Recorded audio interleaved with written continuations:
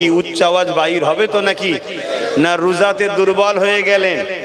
জি, প্রেম কি এতই কমজোর যে একটা বেলা একটা মানে ফজর থেকে নিয়ে মাগরিব পর্যন্ত না খেয়ে আমরা দুর্বল হয়ে যাব? অত সহজ নয়। যারা দিনে 10 বার খেয়েছে আলহামদুলিল্লাহ, তাদের থেকেও শক্তিশালী এখন আছি। কথা বুঝে আসছে? কেন খেতে হয়, হুকুম এটা, তাই খায়। কিন্তু মনে রাখবেন, ওলি আউলিয়াদের ইতিহাস আমরা পড়ে দেখেছি। ওলি আউলিয়ারা তিনারা মাসকে মাসও না খেয়ে থাকতেন, তথাপিও তেনাদের কোনো অসুবিধে হতো না। কেন? তারা অন্তরের খোরাক দিত। জোরে বলুন সুবহানাল্লাহ।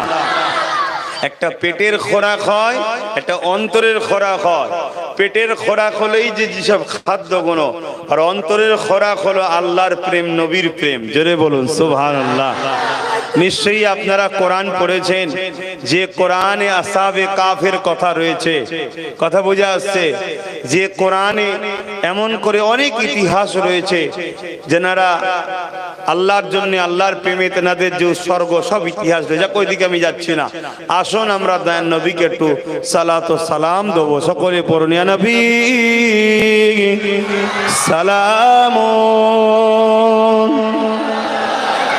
ইয়া রাসূল ইয়া হাবিব সালাম।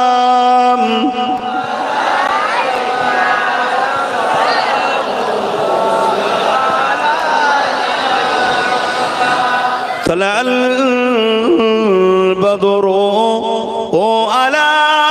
علينا من ثنيات الوداع وجب الشكر علينا ما دعا لله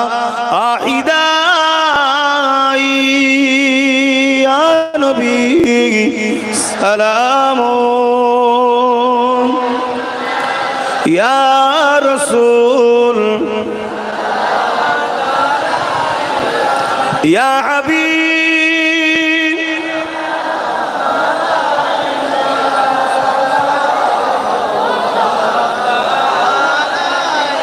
يا نبي مدينة সব কিছুই পারেন দেখিতে, মোদের লাশ কবরে রাখিলে লইবেন আপন করে। ইয়া নবী সালাম ইয়া রাসূল ইয়া হাবিব সালাম।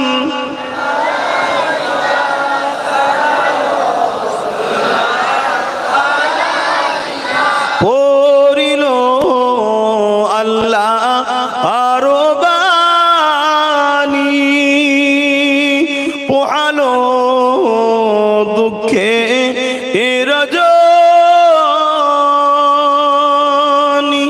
হইল জগৎ অনুরানী, আমিনার নয়নের মণি। ইয়া নবী সালাম ইয়া রাসূল ইয়া হাবিব সালাম।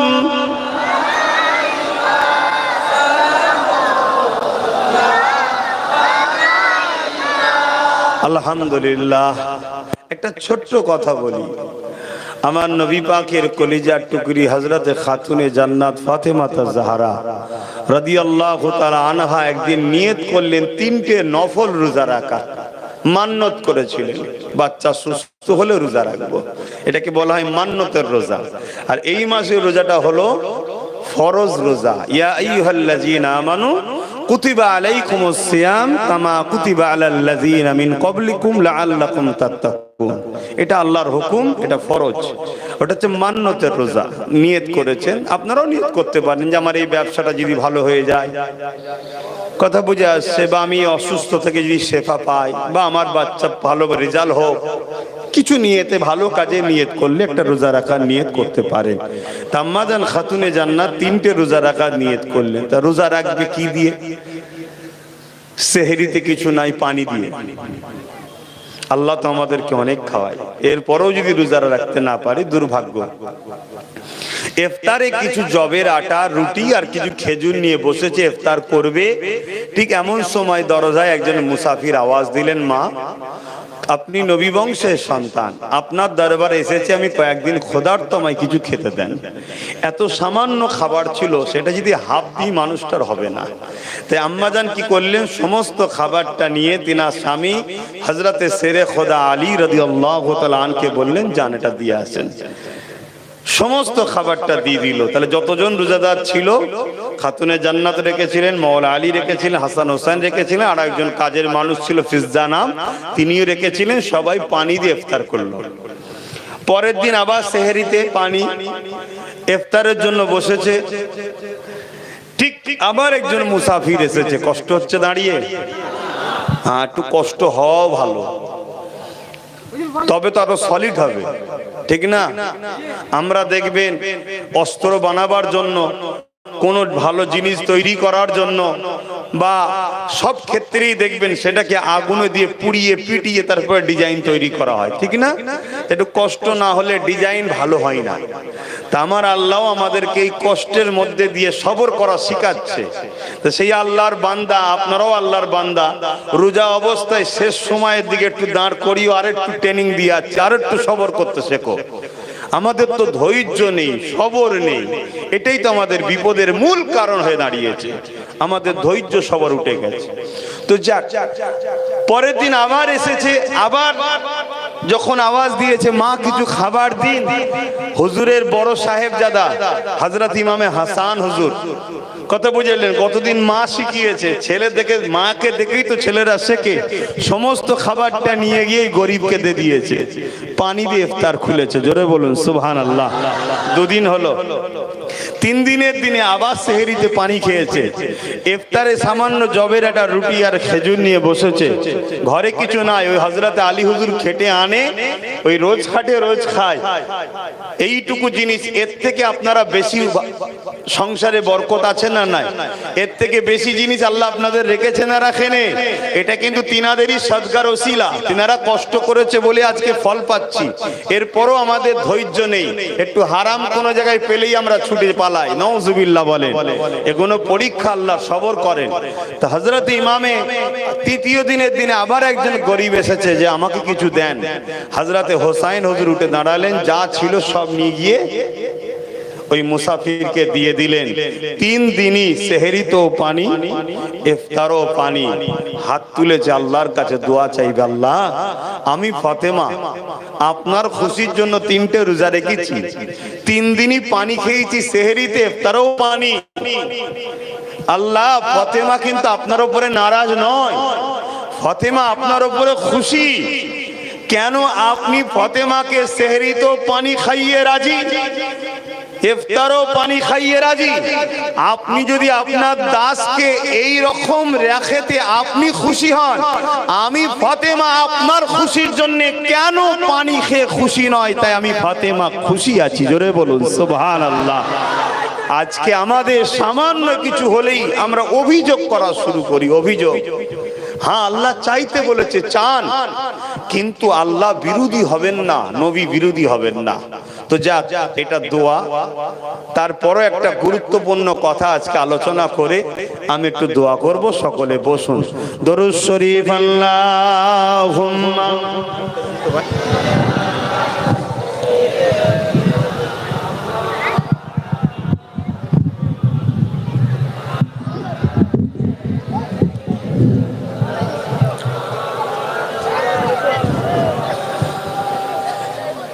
আলহামদুলিল্লাহ, আজ আমাদের এখানে আমরা বেশ কিছু মানুষ একত্রিত হয়েছি। আমরা সবাই আলহামদুলিল্লাহ রোজাদার, বলুন আলহামদুলিল্লাহ। আমরা সবাই ইসলামের অনুসারী, বলুন আলহামদুলিল্লাহ। আমরা সবাই নামাজি, রোজা রেখেছি এবং একসাথে ইফতার করব, জোরে বলুন সুবহানাল্লাহ।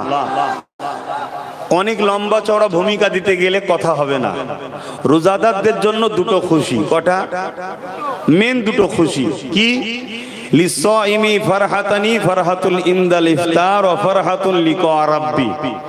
এক ইফতারের সময় দোয়া কবুল হয়, এই দোয়া কবুল হওয়ার জন্য এই টাইমটা হলো খুশির সময়, জোরে বলুন সুবহানাল্লাহ। আজ আমাদের দোয়া কবুল হবে, জোরে বলুন সুবহানাল্লাহ, বলুন ইনশাআল্লাহ। কেন এখানে সব আমরা রোজাদার, ঠিক না? আর এটা ধর্মীয় একটা প্রোগ্রাম হচ্ছে, এটা টুপি পরানোর প্রোগ্রাম নয়, এটা টুপি ওয়ালাদের প্রোগ্রাম, জোরে বলুন সুবহানাল্লাহ। দ্বিতীয় নম্বর খুশি কি? লিকা রাব্বি, রোজাদার দিগকে আল্লাহ দিদার দেবে, জোরে বলুন সুবহানাল্লাহ। আর মনে রাখবেন, এই রোজার মাস এলে 7টা জাহান্নামের দরজা সিল হয়ে যায়, বন্ধ হয়ে যায়, এবং 8টা জান্নাতের দরজাকে খুলে দেওয়া হয়, জোরে বলুন সুবহানাল্লাহ। এই রমজান মাস এলে ইবলিস শয়তানকে আল্লাহ জিনজিল দিয়ে বন্ধ করে দেয়, বেঁধে দেওয়া হয়, জোরে বলুন সুবহানাল্লাহ। কিন্তু দুঃখের সাথে বলতে হয়, ইবলিসের চেলাগুলো তো বাঁধা হয় না। ইবলিসের চেলা বোঝেন তো নাকি? আপনারা বোঝেন না? অনেক ধরনের চেলা আছে। আমি আজকে একটা চেলা বলবো, শুনবেন? খারাপ লিখছেন না তো? কেন আমাদেরকে ইবলিসকে চেনা দরকার, আর ইবলিসের চেলাকেও চেনা দরকার। বলুন তো ভাই, ধর্ম ভালোবাসার জিনিস, ধর্ম বিশ্বাস, ভক্তি, প্রেম, আস্থা, ভালোবাসার জিনিস, ঠিক না? আমি যেমন ইসলামের অনুসারী, আপনারাও ইসলামের অনুসারী, কিন্তু আমার দেশে হিন্দু আছে, খ্রিস্টান আছে, জৈন আছে, বৌদ্ধ আছে, আদিবাসী আছে, মতুয়া ধর্ম আছে, কথা বুঝে আসছে, এরকম অনেক ধর্ম আছে। যার যার বিশ্বাস, যার যার প্রেম তার কাছে, ঠিক না? তাদের যে ধর্মের রুলস, সেই রুলস অনুযায়ী তারা তাদের ধর্মের কাজ করে। এখন আমি আব্বাস সিদ্দিকী, আমি যদি রাজনীতির রুটি শাখা স্বার্থে আমি হিন্দু ভাইদের ধর্মের স্থানে গিয়ে তাদের ধর্মীয় কোনো নিয়ম নীতিকে ব্রেক করে আমার মন মতো কিছু যদি একটা ব্যবস্থা করি, সেটা কি হিন্দু ভাইদের ধর্মের উপরে আঘাত দেওয়া হবে না হবে না? আচ্ছা, এই আঘাত দেওয়ার অধিকার কি আমাকে ইসলাম দিয়েছে? দেয়নি। আমার দেশকে দিয়েছে? না, আমার দেশও দেয়নি। কেন? আমার দেশ হলো মহান দেশ, অনেক সুন্দর দেশ, ভালো দেশ। আমার দেশের সংবিধান সবাইকে যে যার প্রেম ভালোবাসা নিয়ে আনন্দে খুশিতে বাঁচার একটা অধিকার দিয়েছে, বলুন আলহামদুলিল্লাহ। আমরা সেই দেশের নাগরিক যে দেশকে পেয়ে আমরা বড় ধন্য। কি আপনারা খুশি না খুশি নয়? আমি তো অতি দিল থেকে বলছি, আমি অনেক গর্বিত যে আমি ভারতীয়। কেন? আমি এই দেশে অনেক ভালো শান্তিতে আছি, কিন্তু আমাদের কর্মের ফলে দেশটা কিছু কিছু সময় বাজে লোকেদের হাতে দায়িত্ব চলে যাওয়ার জন্য, বাজে লোকেদের কারণে সমাজে খারাপ অশান্তি হয়। দেশ এর জন্য দোষী নয়, আমরা দোষী। আমরা খারাপ লোককে নির্বাচন করি, তাই তো। যাক, আমার বলার উদ্দেশ্য যেটা, ধরুন হিন্দু ভাইদের একটা ধর্মীয় অনুষ্ঠানে তাদের যে রীতিনীতি আছে, মতো ডিপ তো বুঝি না বা জানিও না, বলতে গিয়ে মিস্টেক হয়ে যাবার ভয়ও থাকে, আর এই মিস্টেকে কারো দিলে আঘাত হোক, এই ইজাজত ইসলাম আমাকে দেয় না। তারপরেও বলছি, তাদের যে একটা ধর্মীয় কর্মকাণ্ড হয়, তার একটা পবিত্রতা থাকে। তাদের বিশ্বাসের পবিত্র, আমার পবিত্র, আমার বিশ্বাস, আমার স্টাইল আলাদা, তেনার স্টাইল আলাদা। সেখানে যদি একজন সারাবি, চোর, বদমাইশ, গরিবদের লুটা, খুনি, ধাপ্পাবাজ, চিটিংবাজ, প্রতারণাকারী, এরকম একটা লোককে দিয়ে যদি সেই অনুষ্ঠানের কর্মসূচিটা করা হয়, তাহলে হিন্দু ভাইয়েরা কি এতে খুশি হবে? জোরে বলুন। আশা করছি তেনারা খুশি হবে না, কোনো ধর্মের লোক খুশি হবে না। কিন্তু আজকে একটা জিনিস আপনাদেরকে না জানালে কিয়ামতের দিন আমাকে ধরা পড়তে হবে। আমিও তো বাপ হাত বাঁধা আছে না নাই? আমার আল্লাহ আমাকে তো বলেছে কুনতুম খায়রা উম্মাতিন উখরিজাত লিন-নাসি তা'মুরুনা বিল মা'রুফ ওয়া তানহাউনা আনিল মুনকার। কোরআন বলছে হক কথা বলো, হক কাজ করো, হক মানুষকে শোনাও, হকের দিকে টানো, নাই করো নাইয়ের পক্ষে থাকো, অন্যায় করো না, অন্যায়কে মিটিয়ে দাও। তা আজকে আমার সামনে যখন দেখবো যে আমার নামাজকে নিয়ে, আমার হজকে নিয়ে, আমার দাড়িকে নিয়ে, আমার টুপিকে নিয়ে, আমার মসজিদকে নিয়ে, আমার মাদ্রাসাকে নিয়ে, আমার আল্লাহকে নিয়ে, আমার রসুলকে নিয়ে কোন রকম যখন ষড়যন্ত্র হবে বা কোন রকম ভাবে অন্যায় কাজ হবে, আমি কি তার প্রতিবাদ করার অধিকার আছে না না? আমি সবাইকে জিজ্ঞেস করেছি, হাত তুলে বলুন আছে না নাই? হাত না বান। আমি হুজুর, আমি পীর সাহেব, আমি পীরজাদা, পীর ভাই, আমি নবীর ঘরের সন্তান, আমি নবীর গোলাম, আমি দাদা পীরের আওলাদ। আমার বিভিন্ন পরিচয় বিভিন্ন মানুষের কাছে, কারো কাছে ছাত্র বন্ধু, কারো কাছে সহপাঠী বন্ধু, কারো কাছে ছাত্র, কারো কাছে আমি ভাইয়ের মতো, কারো কাছে সন্তানের মতো, যার যার দিলে। কিন্তু আমার অধিকার আছে আমার ধর্মকে নিয়ে কেউ ক্রিটিসাইজ করলে। কি রিসেন্ট দেখছি কয়েক বছর ধরে এই রোজার মাস হলে তথাকথিত একদল মানুষ যারা ইসলামের অনুসারী নয়, উপরন্তু তারা বিভিন্ন সময় ইসলামকে দেখে নাক ছিটকেছে।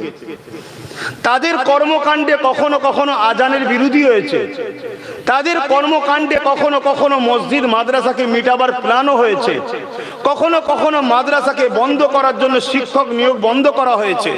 চুচুড়ার মতো ঐতিহাসিক মসজিদ মাদ্রাসায় তারাও মেরেছে। কখনো কখনো কখনো কখনো তাদেরই দলের লোকেরা আল্লাহর নামকে মেম্বার বা মণ্ডপ যাই বলেন না কেন তৈরি করে সেখানে পায়ের গোড়ায় রেখে দিয়ে অপমান করেছে। নানান দিক দিয়ে দেখেছি তারা ইসলামের বিরোধী করেছে।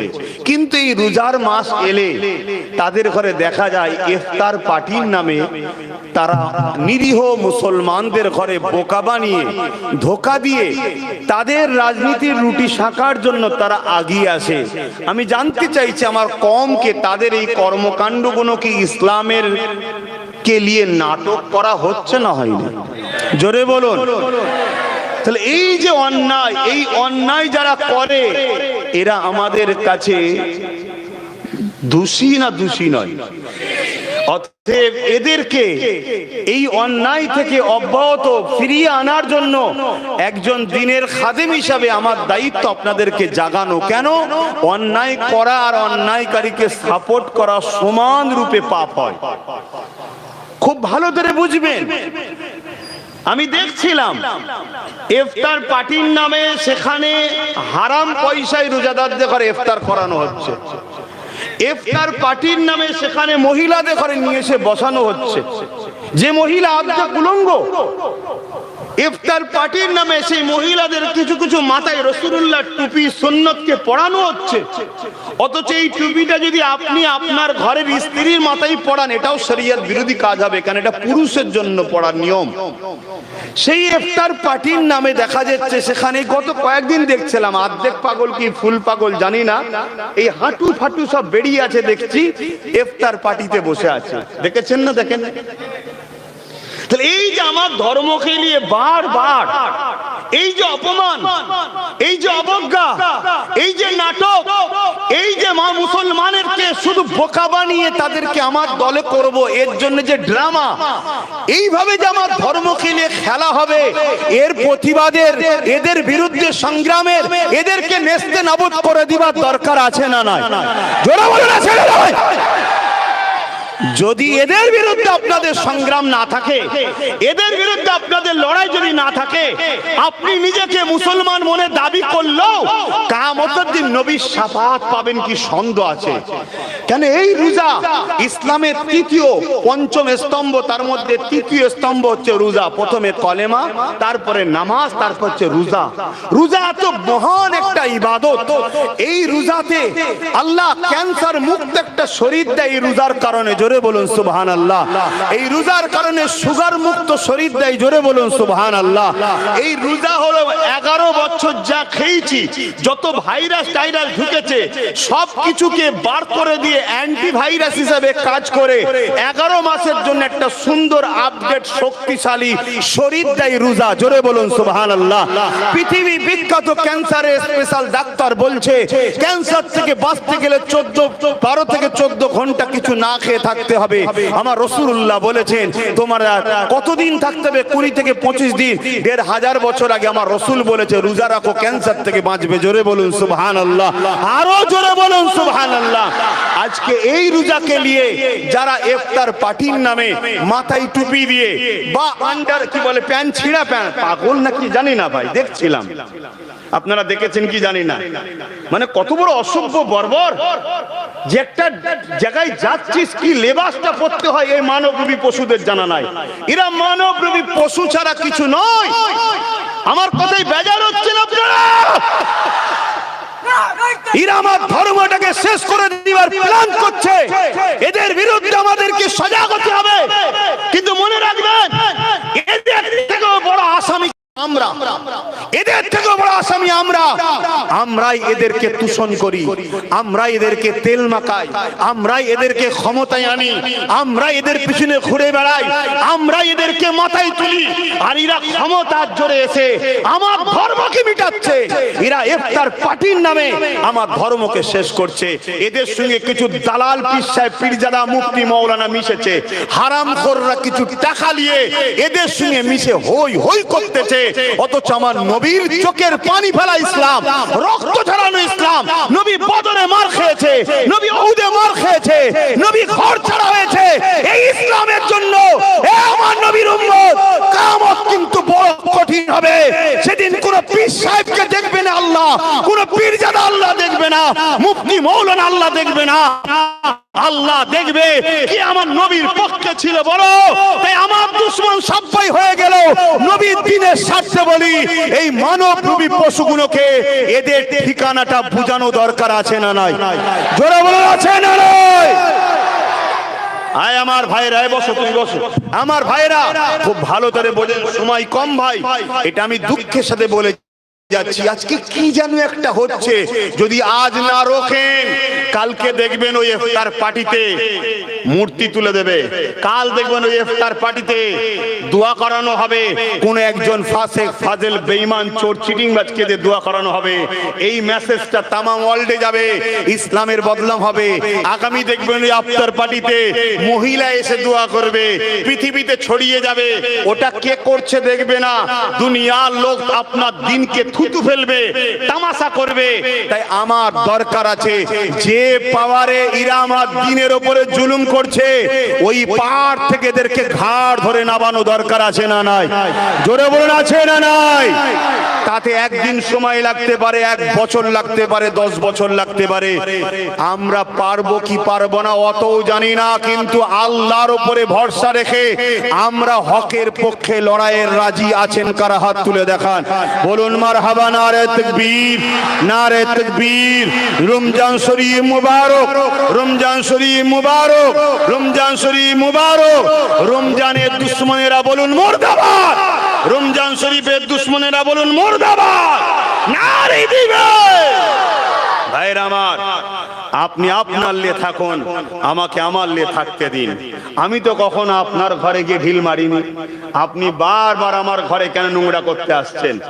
আপনার মতো অপবিত্র, আপনার মতো চরিত্রহীন, আপনার মতো নোংরা, আপনার মতো ডাকাত, আপনার মতো গরিবের লুটেরা, আপনার মতো এতিমের মাল ঝেড়ে খাওয়া, আপনার মতো বিধবাদের অর্থ ঝেড়ে খাওয়া, আপনার মতো অকাপ সম্পত্তির মাল ঝেড়ে খাওয়া, আপনার মতো মসজিদের দুশমন, আপনার মতো মাদ্রাসার দুশমন আমার রোজার মাহফিলকে কেন্দ্র করে কোন রকম অনুষ্ঠান করে সেটা আমার ধর্মকে বড় লজ্জায় ফেলছে, যেটা আমাদেরকে মাথা তুলতে বড় খারাপ লাগছে, যেটা আমাদেরকে বড় লজ্জা লাগছে।